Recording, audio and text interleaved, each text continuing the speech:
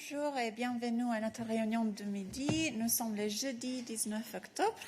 Let me start by sharing with you that President von der Leyen is already in Washington, where she will take part in the EU-US summit with President Biden.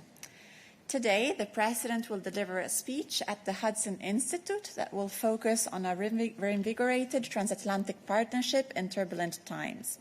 The speech is scheduled for 10 p.m. Brussels time this evening, and you will be able to follow it live on EBS if you wish. And of course, you will find more information on the EU-US summit in our daily news of today. Then, concerning today's council meetings, a Justice and Home Affairs Council is taking place in Luxembourg today. Vice President Toskinas and Commissioner Johansson represent the Commission at the meeting of the Home Affairs Ministers. Ministers are discussing the state of the Schengen area and the fight against cross-border crime, including migrant smuggling. Commissioner Johansson will present the Commission's initiative to fight drug trafficking and organized crime, which was adopted yesterday. You had a press conference on this topic. The ministers will also discuss the implications of the conflict between Israel and Hamas for the EU's internal security. Furthermore, they will take stock on the progress on the new pact on migration and asylum, the external dimension of migration, the legislation on preventing child sexual abuse, and radicalizations of minors. A press conference with the participation of Commissioner Johansson is foreseen at around 5:45 this afternoon. It will be broadcasted live on EBS, so you can, of course, follow it. And as is always the case with the council meetings with press events, we kindly ask you to reserve your questions for her on the topics I have just mentioned. And with this, we're now ready to take your questions. Mose, go ahead. Yes, thank you, Anna. I would just like to ask for an update about the question we discussed yesterday, and that was about the supply of humanitarian aid to the Gaza Strip. And as you said yesterday, the Commission already sent 2 planes with such aid arriving this week. But the question was whether the border crossing between Egypt and the Strip is open or will be open. Do you have any news about that? Thank you. Thank you. Balázs?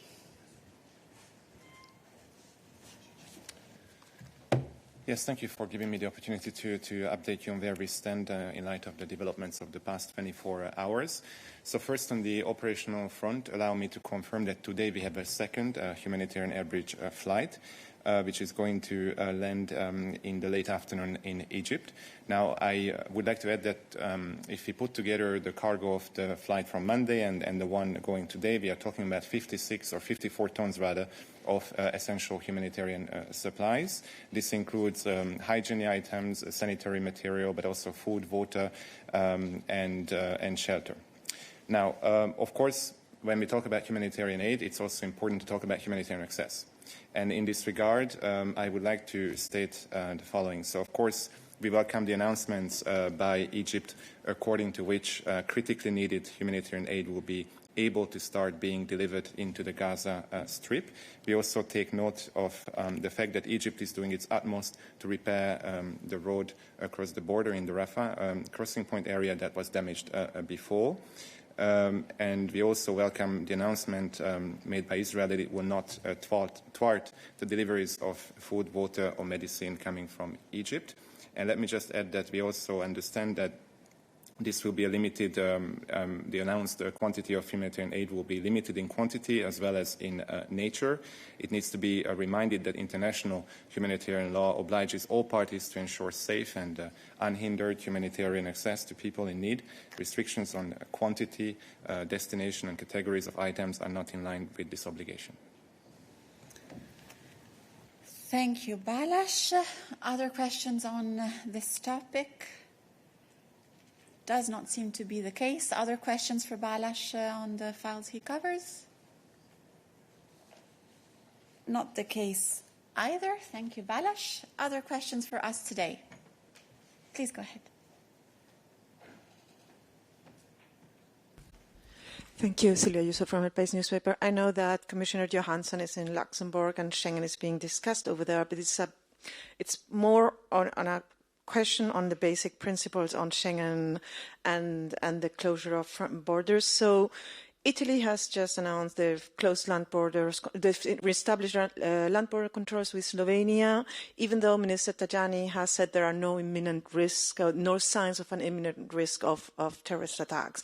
Germany has also, alleging migration flows, closed some or reinstated some controls. So the Commission states the reintroduction of border controls at the internal borders must be applied as a last resort measure in exceptional situations and must respect the principle of proportionality.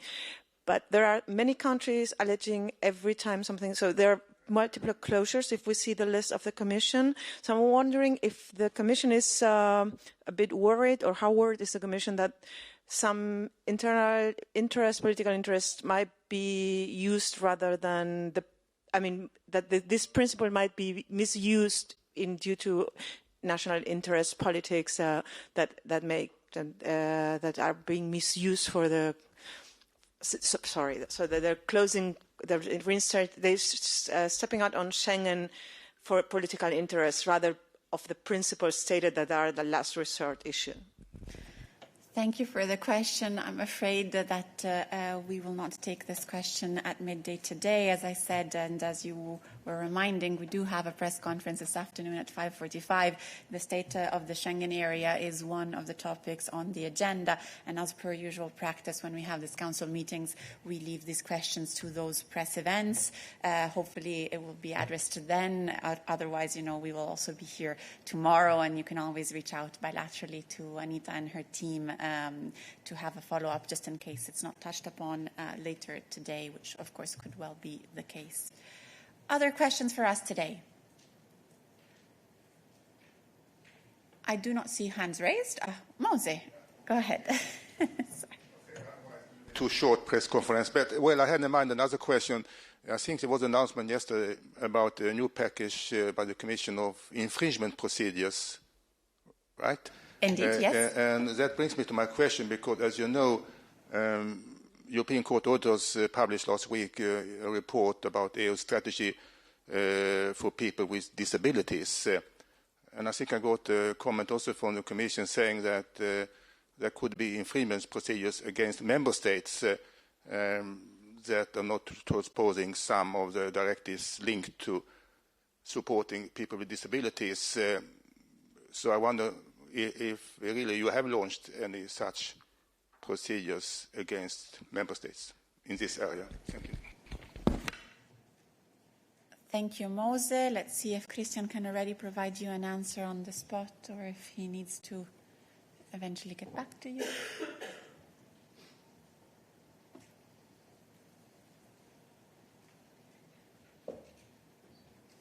Hi, Mose. Thank you for your question. As usual, you have the capacity to sometimes surprise me a little bit, so give me a second. Well, in principle, what I can say is the Commission takes note of the special report on EU action to support persons with disabilities, which was published on 12th October. You know that we came forward with a strategy 21 to 2030, or 2021 to 2030, for the rights of persons with disabilities. This is the Commission's compass to support the inclusion of people with disabilities and make sure they can enjoy their human rights and fundamental freedoms just like anyone else. As recognized by the Court of Auditors, the strategy includes concrete measures to tackle the shortcomings identified in the audit. So we're committed to continuing to improve the situation of persons with disabilities in the EU. And we therefore accept the recommendations of the Court of Auditors, and we will continue to work on this important file. When you ask about